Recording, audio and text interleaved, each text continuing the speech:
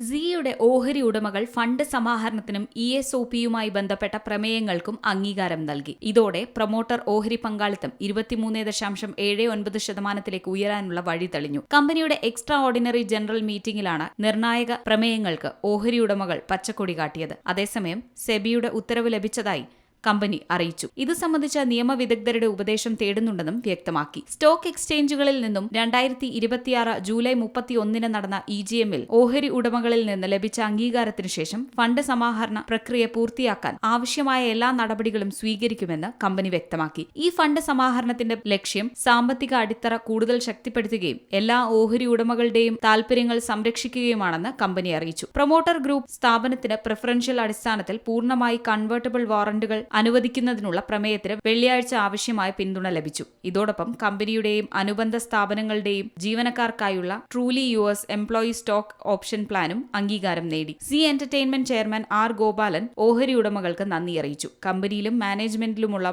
ഓഹരി ഉടമകളുടെ വിശ്വാസത്തിന്റെ വ്യക്തമായ പ്രതിഫലനമാണ് ഈ അംഗീകാരമെന്ന് അദ്ദേഹം പറഞ്ഞു. പ്രൊമോട്ടർ ഫണ്ട് നിക്ഷേപത്തിലൂടെ കമ്പനിയുടെ അടിത്തറ ശക്തിപ്പെടുത്താനുള്ള ബോർഡിന്റെ തീരുമാനവും ഓഹരി ഉടമകളുടെ അംഗീകാരവും കമ്പനിക്ക് മത്സരരംഗത്ത് മുന്നിട്ട് നിൽക്കാൻ സഹായിക്കുമെന്നും അദ്ദേഹം കൂട്ടിച്ചേർത്തു. News desk C Malayalam news.